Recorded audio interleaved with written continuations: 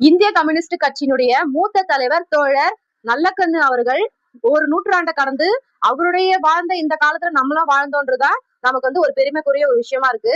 அதுவும் இல்லாம அவர் 85 ஆண்டுகளாக பொது சேவையில இருந்தவர். அவரு நேற்றைய தினம் வயது மூப்பின் காரணமாக இயற்கையை எழுதியிருக்காரு. அவருடைய அந்த இழப்பானது நம்ம அனைவருக்கும் ரொம்ப ஒரு துக்கத்தை ஏற்படுத்தக்கூடிய ஒரு விஷயமா இருக்கு. அவருடைய பாலன் இல்லம் அந்த கட்சியுடைய அலுவலகத்தில் தான் அவருடைய இறுதி சடங்கு, அந்த கடைசியான நிகழ்வு நான் பார்க்கல. மனசுக்கு ரொம்ப ஒரு கனத்த மனசுடைய அந்த பயணம் அப்படியே அந்த கியூல போய் பார்த்தோம். தோழர் ஒரு நூற்றாண்டை கடந்து 101 வயசு அவருக்கு. அவரு எந்த நேரம் பாத்தீங்கன்னா யாரு சாதாரண தோழர்கள் போனா கூட என்ன தம்பி என்ன ஆச்சு வாங்க உட்காருங்க காஃபி சாப்பிடுறீங்களா அப்படின்னு ஒரு அன்பாக எல்லாரையும் பார்க்கக்கூடிய தோழர். அதே மாதிரி ரொம்ப எளிமையா இருக்கக்கூடிய தோழர். அவரை நீங்க எவ்வளவுதான் நீங்க அவரை கூப்பிட்டு வச்சு அவருக்கு என்ன பரிசு கொடுத்தாலும் கடைசியாக கூட அந்த 80வது பிறந்த நாளுக்கு கூட ஏதோ ஒரு பரிசு கொடுத்தாங்க. 1 கோடி ரூபாய் நிதியை திரட்டி அவர் கையில கொடுத்தாங்க. அந்த 1 கோடி நிதியும் விவசாய சங்கத்துக்கும் மற்றும் கட்சி ஆபீஸுக்கும் கொடுத்துட்டே போயிட்டார். அவரு எண்ணற்ற விருதுகளை வாங்கியிருக்காரு. அம்பேத்கர், ஜீவா விருது, காந்தி விருது. ஆனா இப்ப லேட்டஸ்டா 22ல தகைசால் தமிழர் விருதுன்னு சொல்லிட்டு முதலமைச்சர் மூலியமா வாங்கி இந்த 10 லட்சம் ரூபாய் கொடுத்தாங்க. அந்த 10 லட்சத்துக்கு மேல ஒரு 100 ரூபாய் போட்டு அதை திருப்பியும் அதை இப்போ அரசுக்கு நிதியாவே கொடுத்துட்டாரு. அந்த மாதிரியான ஒரு இதுதான். மத்திய அரசுல சுதந்திர போராட்ட வீரர்களுக்காக பின்ஷன் கொடுத்திருந்தாங்க. அதை காது கேவலாளர் ஆதரவற்றவர்களுக்கு அந்த நிதியை போற மாதிரி அதையும் பண்ணிட்டாரு.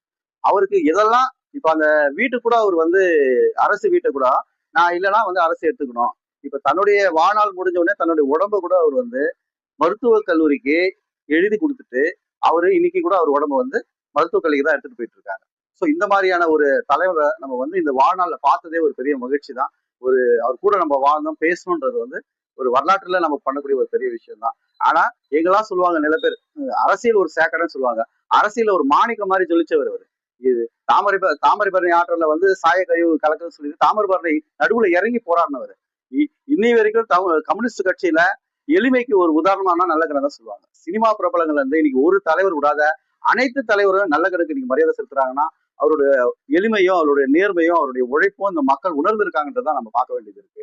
அவருக்கு செங்கொடி கீழே இருக்கக்கூடிய அனைத்து தோழர்களும் இன்னைக்கு தோழருக்காக அங்க வீர வணக்கம் செலுத்திட்டு இருக்கும் போதுதான் மனம் அப்படியே ஒரு ஆர்ப்பரிக்கக்கூடிய ஒரு விஷயம். பாத்தீங்கன்னா தோழர் நம்ம பிரியிறன்ற ஒரு வருத்தம்ன்றது அந்த இடத்த விட்டு வர முடியல.